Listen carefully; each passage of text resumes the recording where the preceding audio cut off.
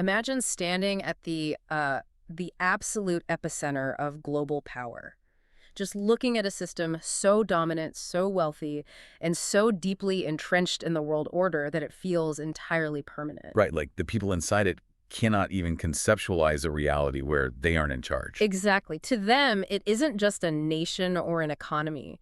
It is the ultimate pinnacle of human achievement. Yeah, it's the peak. And then imagine someone taps you on the shoulder and says, hey, tomorrow, every single piece of this is going to vanish. It will literally be an uninhabited wasteland. You would assume they completely lost their Well, minds. absolutely. But that unimaginable scenario is exactly what we are jumping into for this deep dive. We are pulling from a really fascinating stack of sources today. We've got the ancient biblical text of Isaiah chapter 13 alongside some deep historical commentaries on Near Eastern geopolitics and theological research into the mechanics of prophetic literature. Which is crucial context, because our mission today is not to just recount an ancient history lesson. We're looking at a masterclass in systemic fragility. Yes, exactly. We are going to decode a timeless blueprint for why seemingly untouchable systems collapse. We'll unpack the sheer psychological terror of the event described in the sources, extract the modern-day applications regarding pride and vulnerability, and ultimately explore how understanding this structural reality can deeply strengthen your trust and relationship with God. Okay, let's unpack this. So to really grasp the gravity of Isaiah 13, we have to recognize the subject of the oracle, which is Babylon. Right. And, you likely already know that Babylon was the undisputed hegemon of the ancient Near East. The oracle actually acknowledges this, referring to it as the glory of kingdoms and the beauty of the Chaldees' excellence. The beauty of their excellency, yeah. But rather than just saying this empire will lose a war, the author uses this overwhelming cosmic imagery to describe its undoing. Like, the stars and constellations stop giving light, the sun is darkened at dawn, the moon goes black, the heavens shake, and the earth is just removed from its place. Well, I want to pause on that cosmic language for a second because I think it's really easy for a modern reader to gloss over that as just, poetic hyperbole. Oh, for sure, just apocalyptic flair. Right, exactly. But the historical commentaries point out that in ancient Near Eastern literature, this kind of language had a very specific function, right? It did, yeah. Ancient empires, especially Babylon, deeply intertwined their political power with their cosmology. Okay.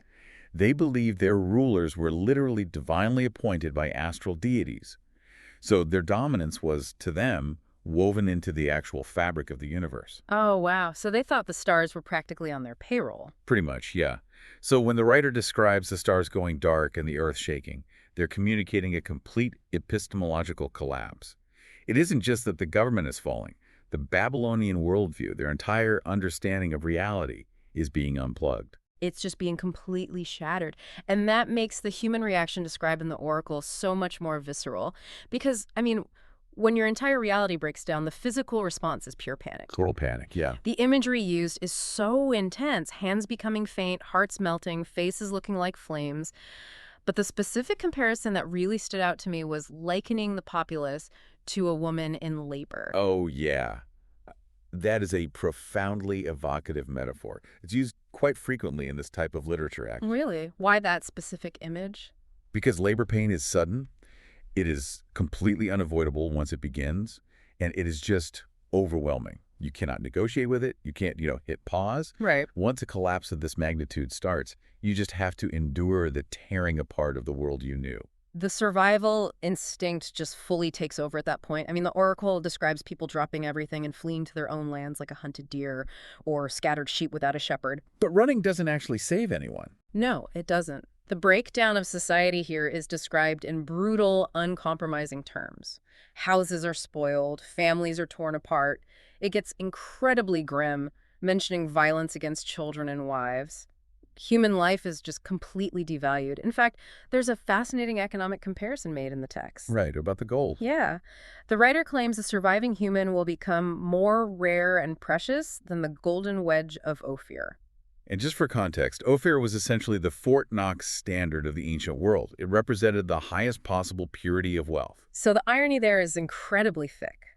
Babylon spent its entire existence hoarding wealth, and in the end, a living, breathing human being becomes the rarest commodity on the market. It's wild. Which brings us to the final, permanent state of Babylon.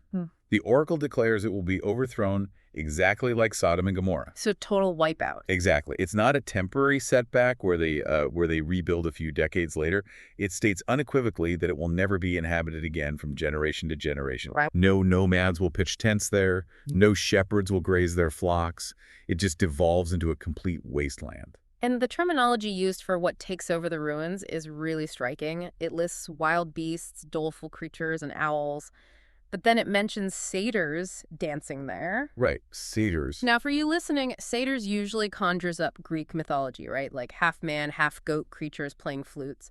But the theological research we looked at explains that this is a bit of a translation quirk. Yeah, the Hebrew word there is Suriim, which literally translates to hairy ones. Hairy ones, okay. So depending on the scholar, it either refers to wild desert goats reclaiming the ruins, or it's a mocking reference to the goat demons that the Babylonians actually believed inhabited the wastelands. That is so interesting. But either way, the point is identical. Nature and the chaotic wilderness are violently reclaiming the greatest architectural achievements of mankind. Okay, here's where it gets really interesting to me. If a system is massively successful, shouldn't that success be proof that it's strong? You would think so. Right. Because in our modern world, we look at massive corporations, huge economies, or highly successful individuals, and we naturally equate their massive scale with invulnerability. Why does success actually become the vulnerability? What's fascinating here is how people misunderstand this text simply as a prophecy about destruction, when it is actually a study on how power without integrity is inherently unstable. We conflate scale with structural integrity. The sources explicitly identify the root cause of this undoing. God declares he will cause the arrogancy of the proud to cease and will lay low the haughtiness of the terrible. So the fatal flaw wasn't a military issue. Not at all. The fatal flaw of Babylon wasn't a weak military or a poor economy. It was unchecked pride. I am struggling with a major hang-up here, though. If the stated goal is to punish the arrogancy of the proud, the haughty leaders who built this system, why does the destruction fall so heavily on the general populace? That's a really tough question. Because we just talked about the horrifying imagery of children and innocent people suffering in this collapse. If it's about the arrogance of the elite, why is the collateral damage so indiscriminate? That is probably the most difficult yet most sobering reality of systemic failure. When a massive geopolitical structure rots from the inside out and finally caves in, the destruction is never surgical. It's never clean. No, not at all. The text isn't necessarily prescribing the death of innocence as a moral good. It is describing the brutal, historical reality of a siege and a societal collapse. When the foundation of a building gives way, the roof falls on everyone inside, regardless of who cracked the foundation. That makes total sense. So the arrogance of leaders inherently endangers the most vulnerable people in their system. Exactly. Which highlights just how dangerous that illusion of strength really is. Because the leaders are so insulated by their wealth, they don't see the cracks forming. Furthermore, pride actively accelerates that rot. Power creates this hypnotic illusion of invincibility. When the borders are secure and the wealth is flowing, discipline just evaporates. Yeah, they get comfortable. Very comfortable. Success often reduces a system's vigilance rather than increasing it. You see this in the text's mention of Babylon's pleasant palaces. Oh, right. Pleasant palaces. It points to a culture of immense comfort and indulgence. When a society achieves high comfort without underlying discipline, standards drop. They start prioritizing luxury over the less glamorous work of maintaining justice and structural soundness. So the internal rot is caused by pride and excess. But the actual trigger for the collapse, the thing that finally knocks the hollow structure down, comes from the outside. The oracle introduces the Medes as the instrument of this destruction. And the specific detail provided about the Medes is the linchpin for understanding asymmetrical vulnerability. The text states that the Medes shall not regard silver, and as for gold, they shall not delight in it. This just blew my mind when reviewing the notes. Right. It changes everything. Babylon built its entire security apparatus on wealth. They assumed everyone operated on the exact same currency of power.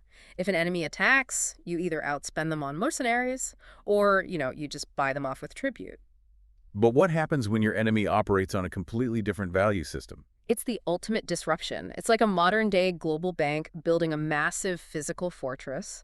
They install 3-foot-thick titanium vaults and hire hundreds of armed guards to protect their gold. But then, a hacker unleashes a devastating cyber attack that wipes their digital ledgers clean. Oh, that's a great comparison. The physical vault is entirely useless at that point. You cannot bribe a piece of malware with a gold bar. Babylon prepared for an enemy that could be bought, but the Medes were motivated by conquest and wrath, not financial gain. That analogy perfectly illustrates the terror of unexpected correction. A system rarely gets to choose where its pressure comes from. Babylon's stability was purely external. It relied on everyone playing by Babylonian rules. Which they didn't. No, they didn't. The moment they faced a pressure that ignored their primary source of leverage, their wealth panic replaced confidence instantly. If your security relies on controlling the environment, you are profoundly vulnerable because the environment will eventually produce a threat you cannot control. And when that external pressure breaks the system, the impact trickles down to every single individual. The widespread loss and disorientation described in the text prove that big failures don't stay abstract. They ruin personal lives. Which is the practical pivot point for you, the listener. If you wait until a crisis hits to figure out your stability, it is already too late. You cannot rely on external circumstances staying comfortable. You have to build internal resilience. You really do. Because, as Isaiah 13 demonstrates, human systems, even the ones that define an entire era of history, are terrifyingly fragile. That reality forces us to look at the ultimate question of this deep dive. If everything around us is so inherently fragile, and human empires can literally turn to dust overnight, where do we find actual stability? How can analyzing this ancient deconstruction of Babylon strengthen our trust and relationship with God? If we connect this to the bigger picture, the text reveals a profound spiritual reality about the nature of human enterprise. We have a natural instinct to want to preserve everything, to patch up every broken institution. Right, to fix it. But this oracle shows us that some systems are fundamentally misaligned with reality. Because they are built on arrogance, oppression, and self-glorification, they are not meant to be sustained or repaired. They are meant to be removed. That is a really heavy thought, but it is also strangely relieving. We expend so much mental and emotional energy worrying about the potential collapse of our modern systems. We place an incredible amount of trust in modern Babylons. How would you define a modern Babylon in this context? Well, I think it's whatever we rely on for our ultimate sense of security and identity. For some, it is their career trajectory or their financial portfolio. For others, it's a specific political institution, the global economy, or even just our own personal intellectual pride. Yeah, that makes sense. We look at these constructs and think, this is my pleasant palace. This is what keeps me insulated from the chaos. But reviewing this ancient blueprint proves that external strength without internal integrity is nothing more than a house of cards waiting for a stiff breeze. Recognizing that all human empires, both geopolitical and personal, are temporary is deeply liberating. It frees you from the crushing anxiety of their inevitable decline. When you read about God's judgment of arrogance in this text, it might seem frightening on the surface, but it is actually a profoundly comforting reminder of His ultimate sovereignty. Wow, okay, how so? It means that injustice and arrogance do not get the final word in history. So, what does this all mean? It means shifting your reliance. If God is the one who orchestrates the correction of unchecked arrogance, it proves that His standards, justice, truth, and humility are the only elements in the universe that actually last. When you internalize that, you stop anchoring your emotional well-being to fragile, external human systems that can vanish in a day. Instead, you anchor your life to an unshakable relationship with God. He becomes the only true source of stability. I love that. You stop confusing the fleeting, visible success of a human system with actual eternal security. You start building your foundation on the things that actually survive the collapse. We have covered a massive amount of ground today. We moved past the visceral cosmic destruction of ancient Babylon to uncover the highly predictable mechanics of systemic collapse. We explored how pride and the false security of massive scale erode foundations from the inside out, creating a culture of excess. Right, the pleasant palaces. Exactly. We learned that when asymmetrical pressure inevitably arrives from an unexpected direction, all that external confidence instantly turns to panic. And most importantly, we saw that understanding the temporary nature of these glories of kingdoms shouldn't cause despair. It should drive us to place our ultimate trust in the unchanging nature of God. As we wrap up this deep dive, we want to leave you with one final fascinating historical footnote to mull over. It's about the absolute finality of this oracle. Oh, right, because hundreds of years after this text was written, Alexander the Great actually conquered the Persian Empire and took control of Babylon. Yes, Alexander looked at the massive scale of the city, its central location, and its incredible history, and he decided he was going to make Babylon the capital of his new global empire. He was going all in on it. Completely. He ordered thousands of workers to start clearing the rubble to rebuild the great ziggurat. He was determined to restore the ultimate human system to its former glory. But he never finished it. Alexander suddenly caught a fever and died right there in Babylon at the age of 32. Yeah, his generals abandoned the rebuilding project, the remaining population was eventually relocated, and Babylon was just left to rot. Despite the efforts of arguably the greatest conqueror in human history, the city became the exact, uninhabited wasteland of wild desert animals that Isaiah 13 predicted. No human power could reverse the structural collapse once it was decreed. It forces us to examine our own lives.